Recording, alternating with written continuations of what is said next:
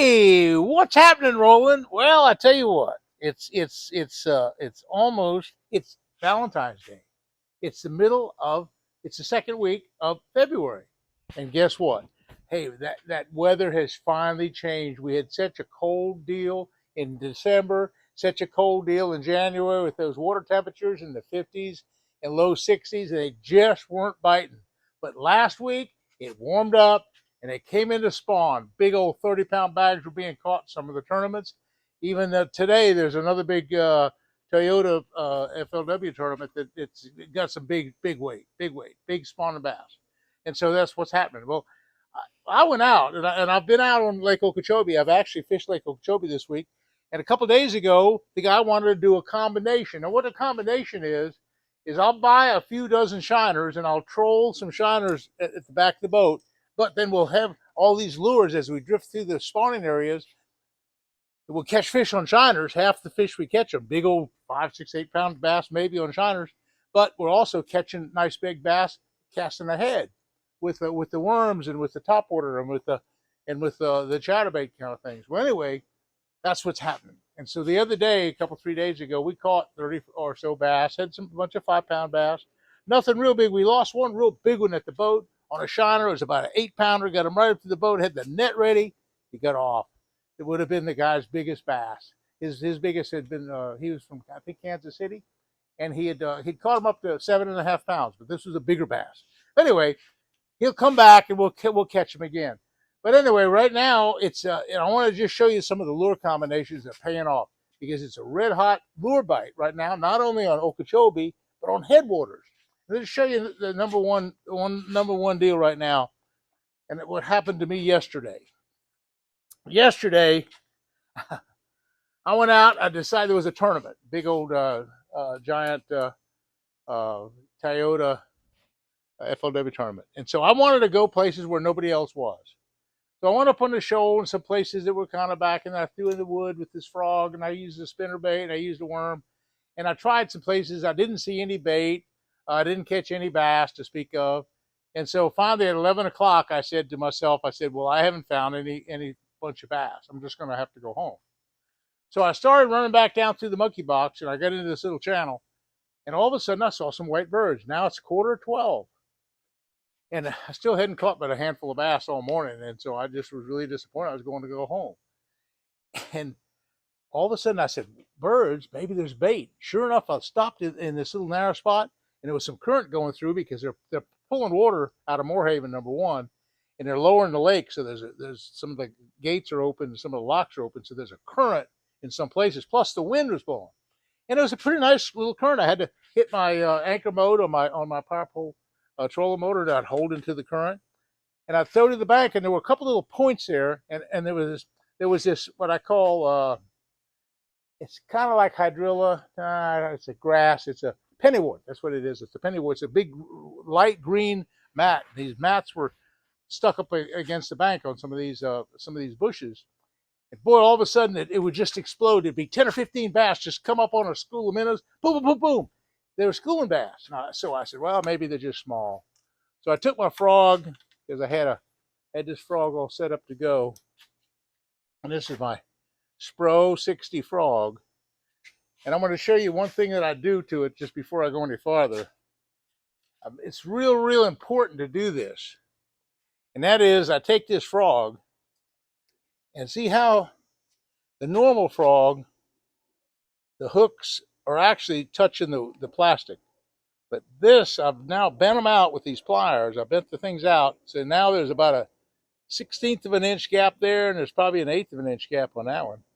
But that's so important to have that little bitty gap, because when they hit it now, you get every single one that bites. Not the little baby ones. So I just thought they were just little bitty fish. I wasn't too worried. I was going to go home. And so here it is, 11:45. And I just throw into the bank, and bam, I catch a 2.5 pounder. I said, that's a bigger fish than I thought. But they were little bitty bass. A lot of 12 and 13 and 14-inch bass were schooling. But then every once in a while, I'd see them schooling, and I'd see a great big boil come out like that. And I'd throw the frog. I'd just wait there, and I'd throw the frog. I'd get ready, and I'd throw the frog to the boil. Boom, boom, 5 pounds, a 5-pound bass, right in the middle of all that stuff. So then I started working. There was a great big old bush out in the middle of this area, and I just took the current's kind of flowing to it. And I just took the frog and just let it swim, just kind of float back into that log. And this log, and I twitch it, bam, another 5-pound bass. I said, holy moly, I'm going to film this whole deal.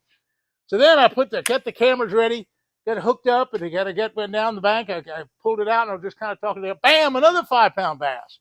And all of a sudden, I've got, and now it's 12 o'clock. So in 15 minutes, I'd caught almost 20 pounds of bass because I found a lot of bait. I found those white birds, and I found a whole big bunch of bass all schooling in there. It was just fantastic. Well, I had to get home early. I only fished till about 2 o'clock.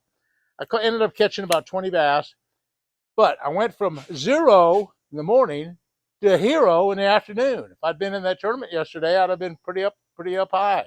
But that was the deal. Now, they were hitting the frogs so good, I didn't even try another lure. Why? Here's the thing. When you find a pattern like that and it's just working like crazy, why switch lures?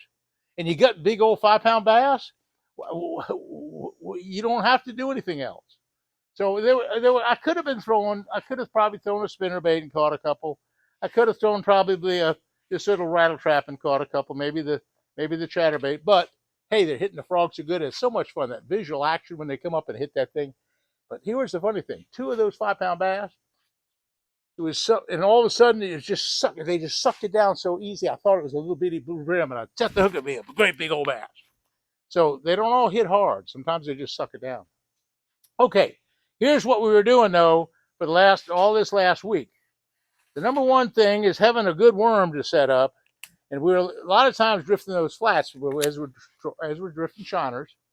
And I'm taking about a 6-inch worm, and this happens to be a special worm. I think it's a gamma worm, but I got it at Bass Pro. It's got a blue tail. It's kind of a blue with a blue tail, but it's got this little bitty 1/16 of an ounce weight on it. Now, I happen to put a leader. I don't think you need it because the water's kind of dingy. I put a 20-pound leader on there just for the heck of it. And what I do, as we're drifting, the wind's pushing me, and I got the shiners out the back of the boat. I'm throwing out ahead of the boat. And it's kind of open water because it's a big old flat where they're spawning. Now I was fishing down the south, but there's one up north, and there's all kind of places where they're spawning. And I'm just kind of working it slow and easy, and the slower the better. A lot of times I'll take my power pole button, I'll have my little fob, and I'll hit the anchor mode, boom, and I'll stop. And then I can really work the worm better, and I'll let the shiners kind of drift. They started drifting down. So then as soon as they drift kind of back towards the end of the boat, I'll lift it up again and go down another 50 or 60 feet. In the meantime, I'm just working that worm slow and letting it sit there for a while. Boom, boom, boom. Catching a lot of bass, mostly 2 and 3 and 4 and 5 pounds. They're the male bass, but we did hook a big old 5-pounder, 6-pounder on a worm just the other day, and that's how the guys caught the 30 pounds back in some of those spawning flats on a worm. Now there's another kind of worm. Let me just show you that other kind of worm. It's so cool. The other kind of worm is right here somewhere, if I can find it. What'd I do with it? I don't know what I did with my worm. Huh. It's called a, oh, here it is. Look at this one. That's a whole different ballgame. I happened to be throwing it on a 30-pound line on a spinning rod because the woman that was in the boat with me a couple days ago, she wanted to spin it, and she caught 5 or 6 bass on this worm. What this is a zoom. It's a speed worm, what they call a speed worm. You notice I got it on a little 1/8 of an ounce weight, and that's a big old giant worm. And the thing, as you reel it slow, this worm just kind of this tail just swims all really crazy. It's a big worm. And what you do, it's the easiest worm of all to fish. There's nothing any easier than fishing a speed worm. And you throw it out there, and I just tell them just do a slow retrieve. Just slow retrieve like this. I'm hitting grass right now. And normally you're just above the bottom and you don't feel anything. You just open water. I'm hitting the bottom now. I'm hitting grass. But as soon as you feel something, it's probably a bass. At that point, see if he hits it. It is a bass. Go set the hook, and boom, you got him. Well, anyway, that's been a killer deal. A speed worm. Right now they're spawning. see, the water's kind of clear. It's not clear. I mean, it's clear enough for the bass to spawn, but you can't see them on the beds. You can't visually see them. You can spot them possibly with your forward-facing sonar on the bass beds, but you can't look down the water in that 2 and 3 foot water and see the bottom and see the fish. It's just too dingy for that. So if you got a problem with fishing spawning fish, some people say, I don't like to fish for spawning fish. I think it's unethical. Well, then just don't fish at all in February, March, or April. Just stay home, because if you do go out in February, March, or April, or particularly around here, you're gonna be fishing for spawning bass. And if you didn't want to fish for spawning bass, hey, you're breaking your own rule. So just don't fish for 3 or 4 months if you don't want to catch spawning bass, because they spawn all the time this time of year, just those months. So I'm not doing anything, but I'm not looking at them. I'm not picking them off. And the other thing, it's a catch and release. Here's the big deal. What fish I do catch, whether they're spawning or not, I'm going to release them. So I'm very careful of them, and I'm not hurting them. So anyway, that's my take on the conservation of spawning fish. Okay, what else do we have? You can't beat a chatterbait. A chatterbait is absolutely golden. What was really working good was a 3/8 ounce in the black blade, and that has the little Zaco tail on it. But any kind of tail would work. You could use a Rapala tail. You could use all those beautiful things by Bass Pro. Have some great. They look like the Kitech. They're a Kitech copy. I get them a lot cheaper than the Kitech though, and that's been a really good one. Now here's the new kid on the block. I keep talking about this.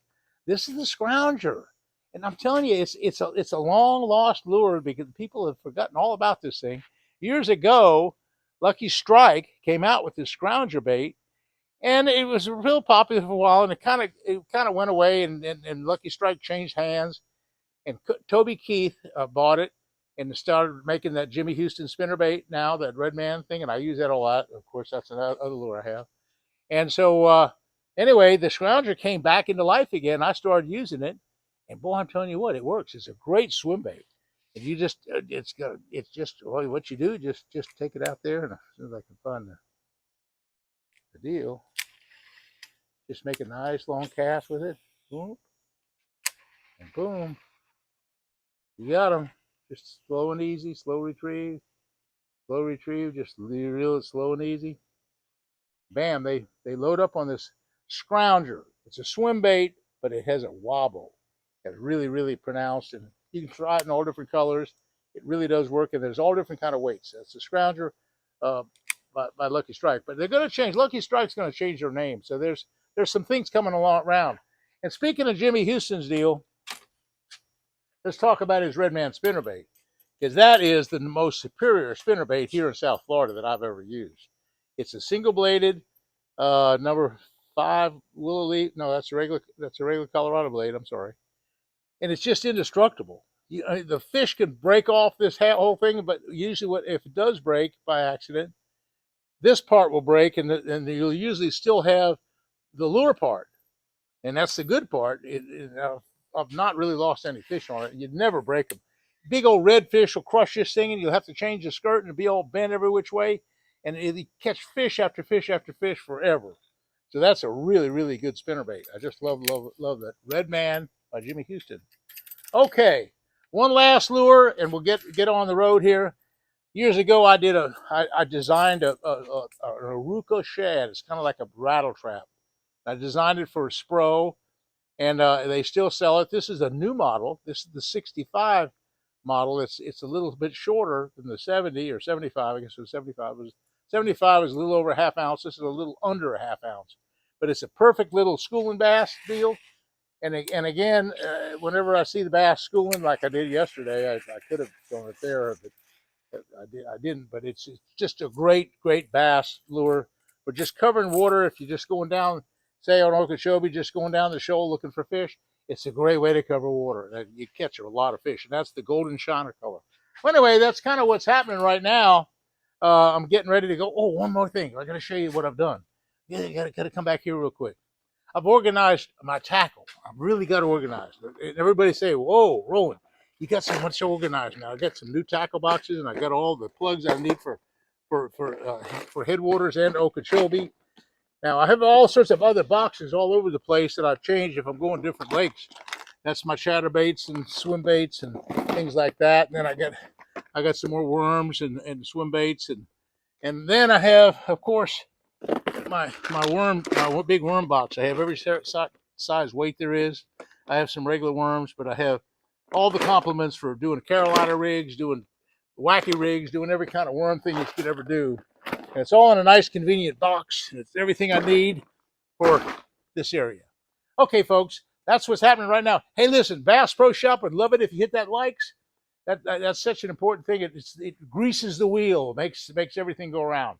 So I just hope I taught you a few things about what's happening now in South Florida and how to catch these fish. We'll see you again soon, and thanks for watching.